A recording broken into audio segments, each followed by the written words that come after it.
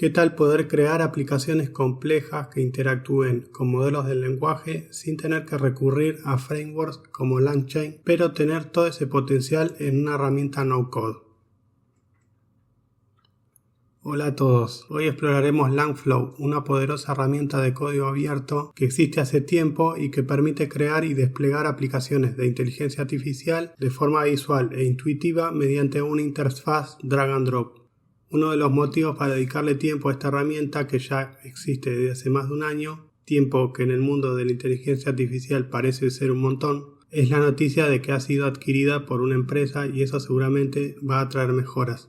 De lo que probé, el potencial es enorme y se me ocurre que si a futuro ofrecen, por ejemplo, el servicio de poder tener en la nube nuestros flujos, nos facilitaría la puesta en producción. Si vamos a la web y recorremos un poco, vemos que tiene características tan avanzadas como la de poder hacer fine-tune de un modelo.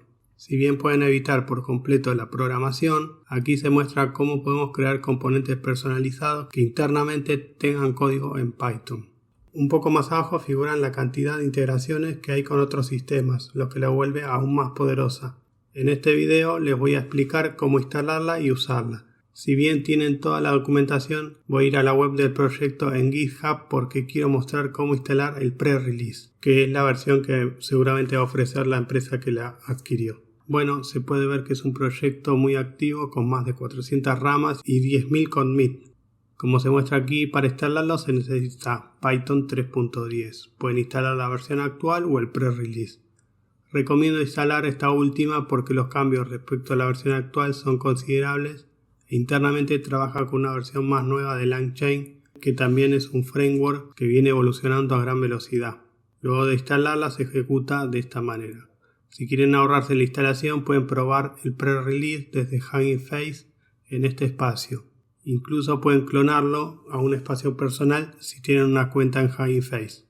De hecho, les recomiendo clonar para hacer pruebas porque todos los flujos que van a ver aquí son realizados por distintos usuarios y si colocan, por ejemplo, su API key de OpenAI, alguien podría usarla si se olvidan de borrarla. Volviendo a GitHub, más abajo nos indica que sería posible un despliegue en producción usando Google Cloud u otros lugares. Quiero aclarar que esta herramienta no es la única en su tipo. Otra muy similar es Flowise. Tal vez le dedique algún video, así la comparamos en un futuro. En mi caso ya lo tengo instalado, seguí los pasos del instructivo, pero la tengo en un entorno de Anaconda, así que lo voy a activar.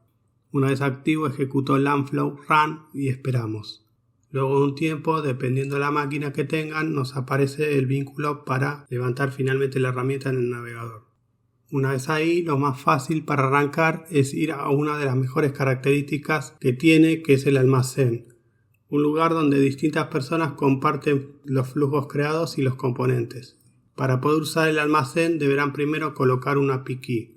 No se preocupen que esto es muy sencillo y no tendrá ningún costo. Lo que deben hacer es registrarse usando este link en el store de Langflow y el usuario, y luego dentro del perfil del usuario, como muestro aquí, van a crear el API key. Una vez creado, vuelven, lo pegan y ya está.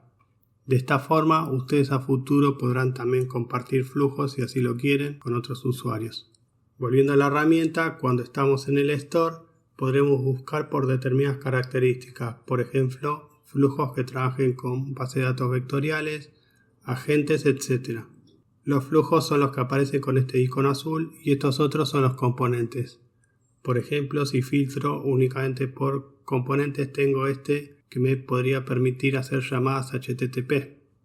Ya sean flujos o componentes, para instalarlos y poder usarlos deberán presionar en el signo más.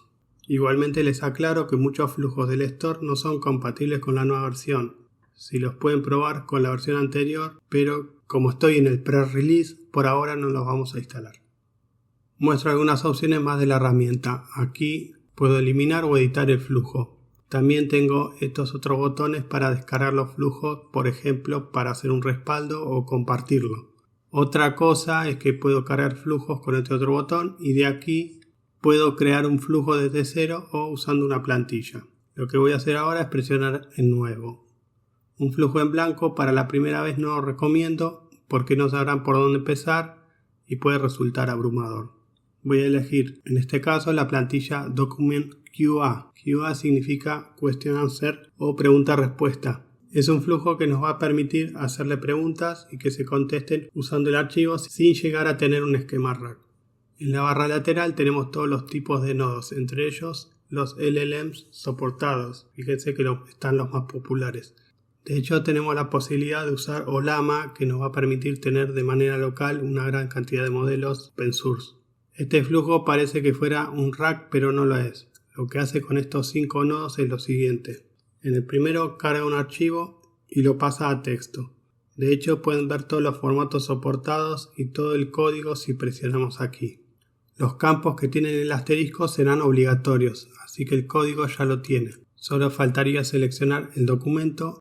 El otro nodo de entrada es lo que ingresa la persona en el chat. En el siguiente nodo, que es de tipo prompt, definimos la plantilla. Si la editamos, aquí podemos definir por completo el chat.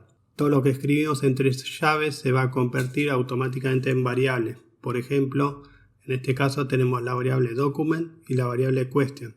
Básicamente, esta plantilla va a colocar todo el contenido del archivo en una variable document. Luego la pregunta del usuario va aquí y al final, al colocar esto, el LLM entenderá que debe completar con la respuesta. Vean que todas las variables se convierten en entradas. Por ejemplo, escribo 2 nuevas. Presiono en almacenar y aparecen en el nodo.